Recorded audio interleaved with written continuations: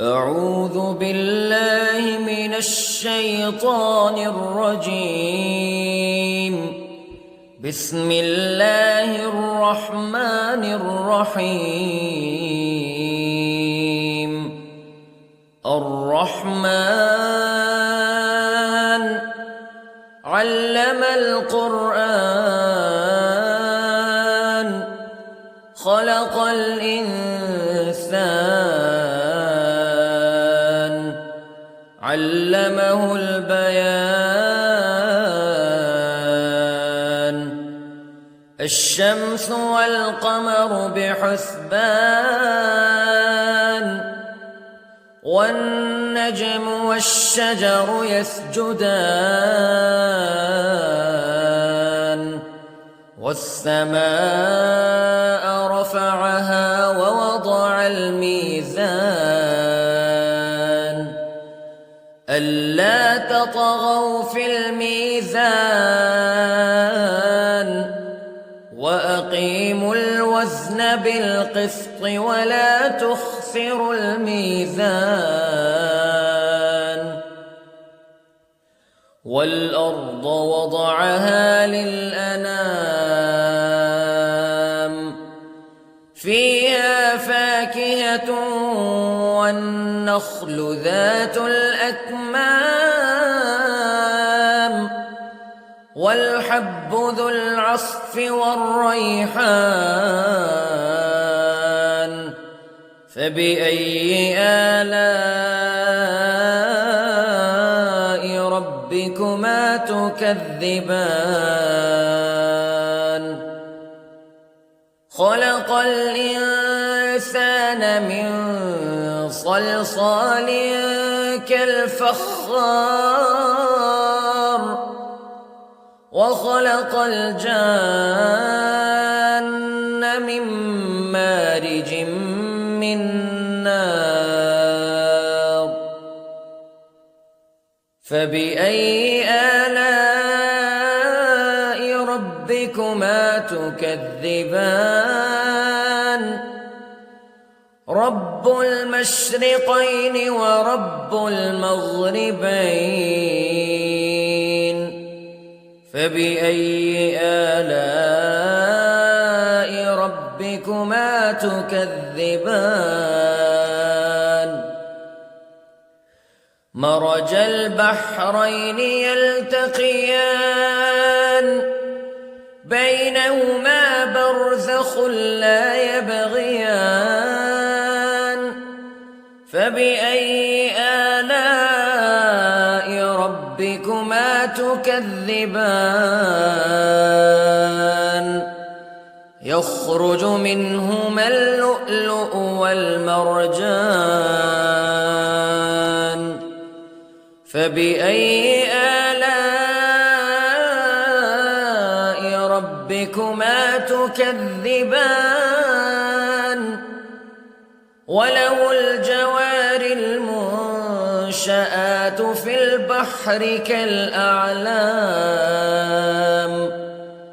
فبأي آلاء ربكما تكذبان. كل من عليها فان ويبقى وجه ربك ذو الجلال والإكرام فبأي آلاء ربكما تكذبان. يسأله من في السماوات والأرض كل يوم هو في شأن فبأي آلاء ربكما تكذبان. سنفرغ لكم أيها الثقلان فبأي آلاء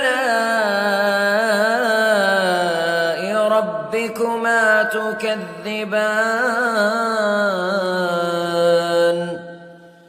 يا معشر الجن والإنس استطعتم أن تنفذوا من أقطار السماوات والأرض فانفذوا لا تنفذون إلا بسلطان فبأي آلاء ربكما تكذبان يرسل عليكما شواظ من نار ونحاس فلا تنتصران فبأي آلاء ربكما تكذبان فإذا انشقت السماء فكانت وردة كالدهان فبأي آلاء ربكما تكذبان فيومئذ لا يسأل عن ذنبه إنس ولا جان فبأي آلاء ربكما تكذبان يعرف المجرمون بسيماهم فيؤخذ بالنواصي والأقدام فبأي آلاء ربكما تكذبان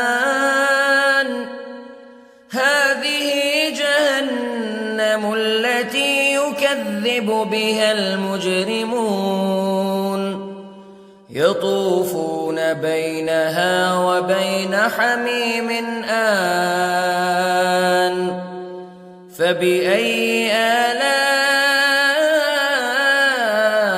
ربكما تكذبان ولمن خاف مقام ربه جنتان فبأي آلاء ربكما تكذبان ذواتا أفنان فبأي آلاء ربكما تكذبان فيهما عينان تجريان فبأي آلاء ربكما تكذبان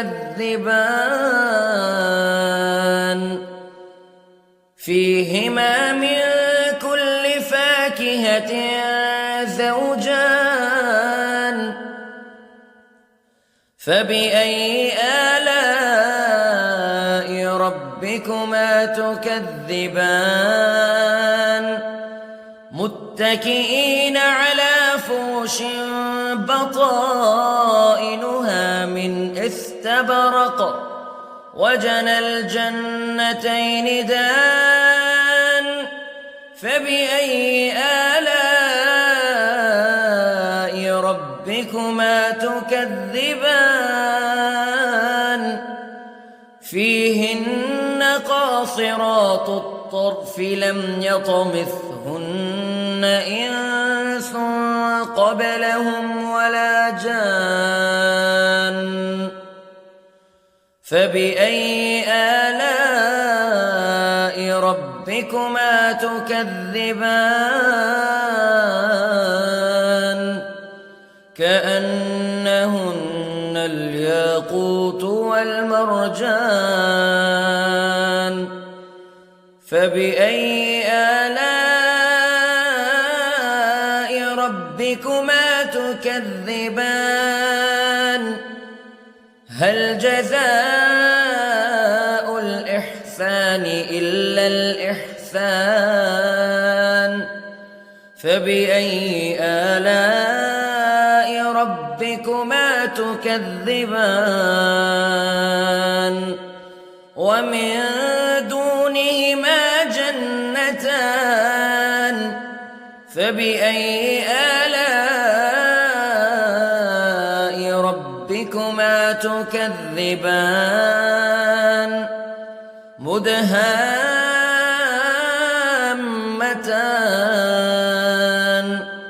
فبأي آلاء ربكما تكذبان فيهما عينان نضاختان فبأي آلاء ربكما تكذبان فيهما فاكهة ونخل ورمان فبأي آلاء ربكما تكذبان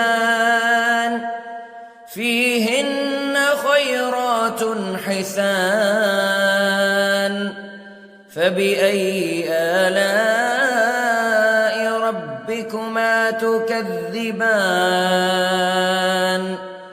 حور مقصورات في الخيام فبأي آلاء ربكما تكذبان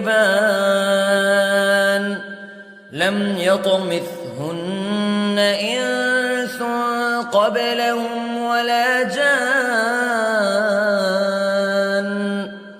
فبأي آلاء ربكما تكذبان